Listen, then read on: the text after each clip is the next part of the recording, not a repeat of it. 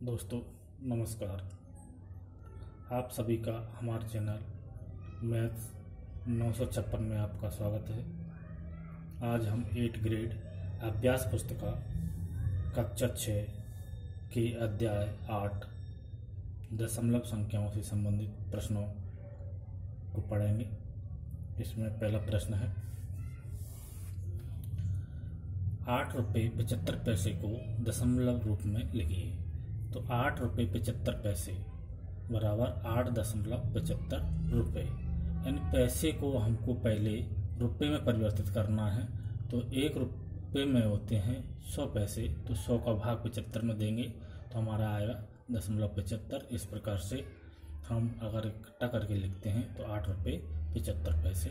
दशमलव से पहले रुपये होते हैं और दशमलव के बाद के पैसे होते हैं। इस प्रकार से हमारे 8.75 रुपये हुए। अगला प्रश्न है 6 सैकड़ा 4 दहाइयाँ 2 इकाइयाँ और 8 दशांश को दशमलव रूप में लिखिए। हमको दशमलव रूप में लिखना है इन सभी संख्याओं को। तो हमने पहले लिखा 6 सैकड़ा थे, 4 दहाइयाँ 2 इकाइयाँ और 8 दशांश। इनका गुणा करके जब हम जोड़ते हैं तो ये हमारा आता है 642.8। अगला है 200 + 30 + 6 + 3 बटे दशांश + 6 का शतांश को दशमलव रूप में लिखना है। तो इनको हम जोड़ते हैं तो 200 230 और 230 और 6 36।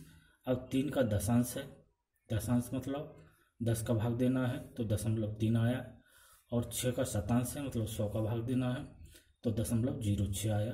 इन सभी संख्याओं को अगर जोड़ते हैं तो 236.36 ये हमारा प्राप्त होगा। अगला प्रश्न देखिए, दशमलव की 2 संख्या दी हैं और पूछ रहा है कि कौन सी संख्या बड़ी है। तो हम जानते हैं कि दशमलव के बाद जो तुरंत बाद लिखी है वह संख्या जिसकी बड़ी होती है वह संख्या बड़ी होगी। तो 0.35 में 3 और 0.13 में 1 से 3 बड़ा है, यानी कि हमारी 35 संख्या 0.13 से बड़ी है, क्योंकि दोनों ही क्या है धनात्मक हैं। अगला प्रश्न देखते हैं।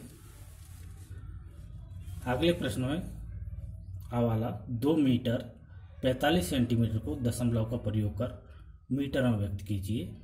हम जानते हैं 1 मीटर में 100 सेंटीमीटर होते हैं, तो 2 मीटर 75 सेंटीमीटर, यानी कि सेंटीमीटर को हमको काय में बदलना है मीटर में। तो मीटर में कैसे आएगा, 100 का भाग देने पर हमको मीटर में प्राप्त होगा। तो 45 में 100 का भाग देंगे तो आएंगे हमारे 0.45। तो 2 + 0.45 को जोड़ने पर 2.45 प्राप्त होता है। इसको सरलतम रूप में हम यहीं पे देख सकते हैं कि 2.45 मीटर।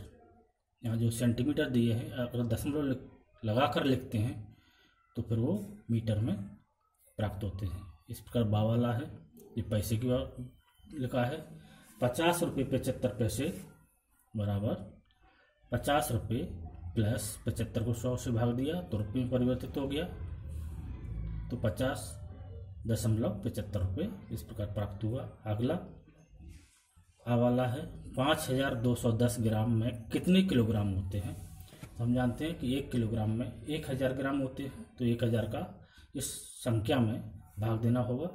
जो भाग देके हम प्राप्त करते हैं 5.210 किलोग्राम। बावाला 6 किलोग्राम और 580 ग्राम को दशमलव रूप में लिखिए। तो हम सीधे भी लिख सकते हैं 6.580 किलोग्राम, यानी कि है वही नियम है कि जो ग्राम है, ग्राम की हमारी बड़ी इकाई किलोग्राम से भाग देना है। किलोग्राम मतलब 1000 ग्राम का 1000 ग्राम का भाग दिया तो हमारा प्राप्त हुआ 6.580 किलोग्राम।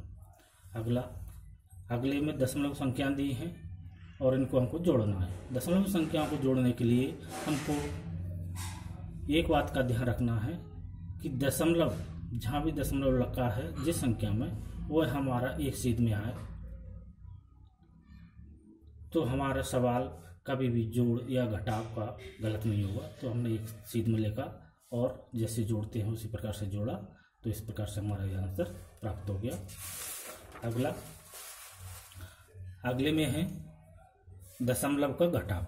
6.78 में से 2.25 को घटाना है। तो वो दशमलव सीध में रख के हमने जिस तरह से घटाते हैं, 8 में से 5 गए 3 बचे, 7 में से 2 गए 5 बचे और 6 में से 2 गए तो 4 बचे। इस प्रकार से हमारा यह आंसर प्राप्त होगा। अगला प्रश्न देखिए, रशीदा ने 37.65 रुपये में गणित, 31.75 रुपये में हिंदी, 40.70 रुपये में अंग्रेजी की पुस्तक खरीदी। रशीदा ने खर्च किया गया कुल धन कितना होगा? तो कुल धन यानी कि हमारे को तीनों को जोड़ना है। तो जोड़ के लिए वही कि तीनों की जो दशमलव थे वो एक सीध में लिखी, गणित का लिखा, हिंदी और अंग्रेजी, तीनों को जोड़ा तो 110.10। इस प्रकार से हमारा ये प्राप्त हो गया। अगला प्रश्न देखिए, आदर्श 16 किलोग्राम सब्जी खरीदता है। इसमें से 3 किलोग्राम 500 ग्राम आलू, 1 किलोग्राम 75 ग्राम टमाटर, 525 ग्राम शिमला मिर्च, शेष प्याज है। तो प्याज का वजन बताना है। यानी कि आलू खरीदा है 3 किलोग्राम और 500 ग्राम, यानी 3.5 ग्राम, और टमाटर है 1.075 किलोग्राम और शिमला मिर्च है 525 किलोग्राम। ये हमने किलोग्राम में लिख लिया सभी को। इनको जोड़ा तो 5.100 किलोग्राम प्राप्त हुआ।